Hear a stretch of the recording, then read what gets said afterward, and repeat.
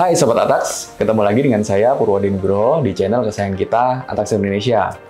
Di channel ini kita akan belajar sharing-sharing tentang perpajakan, akuntansi, dan juga keuangan. Kali ini kita akan belajar tentang PPS, yaitu Program Ungkapan Sukarela. Apa itu PPS, gimana sih mekanismenya, berapa sih tarifnya, dan lain-lain. Kita akan simak sesaat lagi. Stay tune.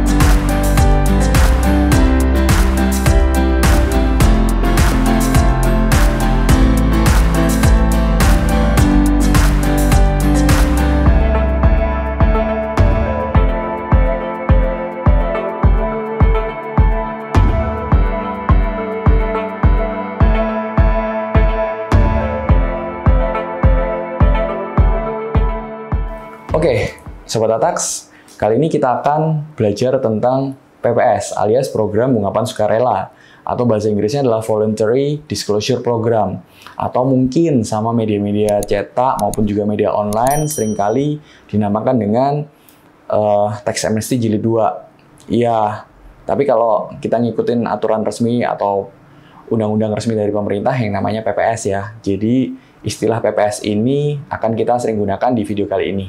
Jadi jangan bingung apa itu PPS. PPS adalah Program Ungkapan Sukarela. Oke, yang pertama kita akan bahas tentang berapa sih tarif dari PPS. PPS ini nanti akan dibedakan adalah dua kelompok.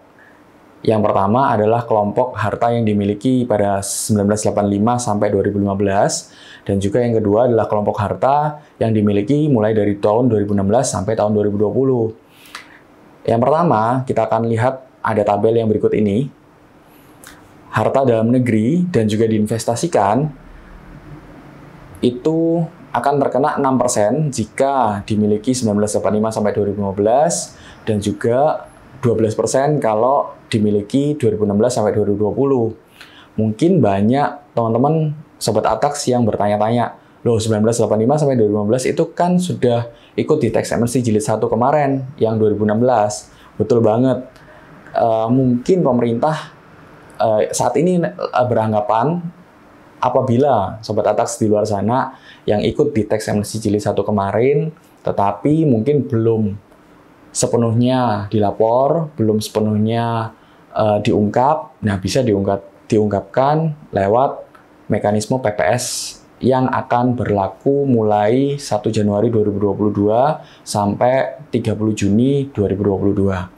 Hanya 6 bulan saja. Oke, kita lanjut lagi ya Sobat Atax. Yang berikutnya adalah harta dalam negeri dan yang tidak diinvestasikan. Bedanya apa? Yang nomor satu tadi adalah harta dalam negeri diinvestasikan. Diinvestasikan kemana? Berapa lama? Nanti kita akan bahas ya.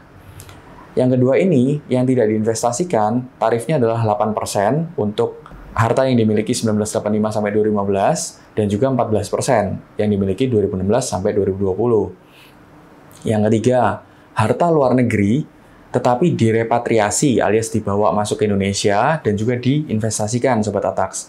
Itu juga kenanya 6% untuk 1985 sampai 2015, dan juga 12% ketika kena dimiliki 2016 sampai 2020.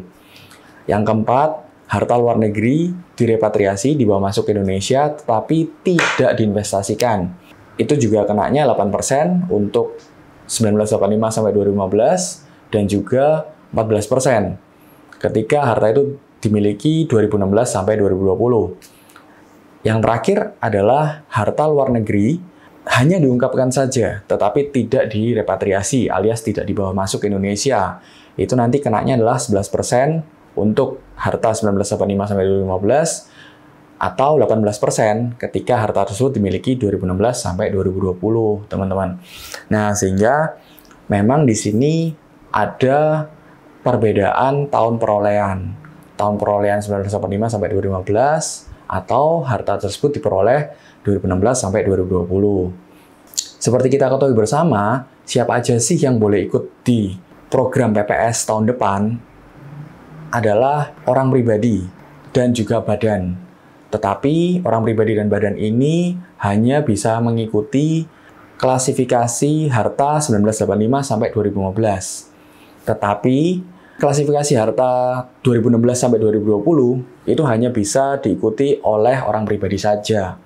Nah, sehingga memang sampai dengan video ini diambil, begitulah aturan yang ada di pemerintah, dikeluarkan oleh pemerintah di Undang-Undang Nomor 7 Tahun 2021 tentang harmonisasi peraturan perpajakan. Oke, Sobat Atax, wajib pajak itu juga dapat loh mengungkapkan harta bersih yang juga belum atau kurang diungkap sepanjang Direktorat Jenderal Pajak itu belum menemukan data atau informasi mengenai harta yang dimaksud. Nah, adapun juga nilai harta yang bisa dijadikan pedoman untuk menghitung besarnya jumlah harta bersih itu nanti akan dihitung dengan 5 ketentuan. Ketentuannya seperti apa? Kita simak sama-sama ya. Yang pertama, nilai nominal untuk harta berupa kas atau setara kas. Yang kedua, nilai yang ditetapkan oleh pemerintah, yaitu nilai jual objek pajak untuk tanah dan atau bangunan, serta nilai jual untuk kendaraan bermotor. Yang ketiga adalah nilai yang dipublikasikan oleh PT Aneka Tambang Tbk alias Antam untuk emas dan perak. Yang keempat, nilai yang dipublikasikan oleh PT Bursa Efek Indonesia untuk saham dan juga waran yang diperjualbelikan di PT Bursa Efek Indonesia. Yang kelima, nilai yang dipublikasikan oleh PT Penilai Harga Efek Indonesia untuk surat berharga negara dan juga efek yang bersifat utang. Sehingga memang jika tidak ada nilai yang bisa dijadikan pedoman selain dari kelima pedoman ketentuan tadi, maka harta dapat ditentukan berdasarkan nilai dari hasil appraisal alias penilaian dari kantor jasa penilai publik. Sehingga contoh nih, misalnya Sobat Atax mempunyai lukisan antik atau vas bunga yang antik dari zaman dinasti Ming misalnya gitu ya. Nah, itu kan nggak ada nilai pasarnya. Bagaimana ketika ini kita anggap sebagai harta, aset kita mau masukkan ke PPS, program pengungkapan sukarela, tapi nggak ada harga pasarnya atau harga perolehannya. Nah, sehingga memang ini nanti bisa dimintakan hasil penilaian dari kantor jasa penilai publik atau appraisal. Mekanismenya gimana sih? Mekanismenya adalah yang pertama, nanti kita harus menghitung sendiri, membayarkan sendiri, dan juga melaporkan yang namanya program pengungkapan sukarela ini.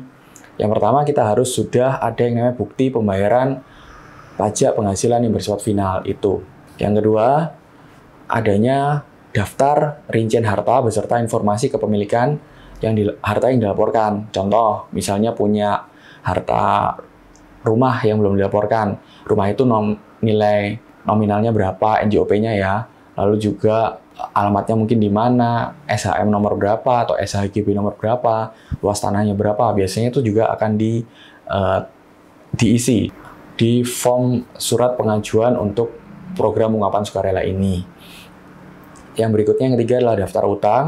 Yang keempat adalah surat pernyataan untuk bisa mengalihkan harta bersih itu ke dalam wilayah Negara Kesatuan Republik Indonesia. Jadi kalau misalnya kita sudah membuat surat pernyataan untuk bisa merepatriasi harta, ya kita harus memenuhi untuk repatriasi harta tersebut ya. Yang kelima adalah surat pernyataan akan menginvestasikan harta bersihnya kepada kegiatan usaha sektor pengolahan sumber daya alam atau sektor energi terbarukan dalam wilayah NKRI dan atau di surat berharga negara. Nah, sehingga teman-teman bisa menginvestasikan harta-harta di tax amnesty tadi ke dua sektor ini. Entah itu ke sektor sumber daya alam atau energi terbarukan atau juga ke surat berharga negara. Berapa lama sih kita akan menginvestasikan? Kita harus menginvestasikan paling sedikit atau minimal 5 tahun. Oke, Sobat Atax, mungkin kita akan bahas video tentang program pengungkapan sukarela ini di part 2 ya. Semoga ini bisa membantu Sobat Atax dalam menyiapkan program pengungkapan sukarelanya dengan baik. Jangan lupa jika ada yang ingin pertanyaan ataupun diskusi, silahkan ketik aja di kolom komentar. Dengan senang hati kita akan membantu Sobat Atax dimanapun berada. Terima kasih sudah menyaksikan video ini.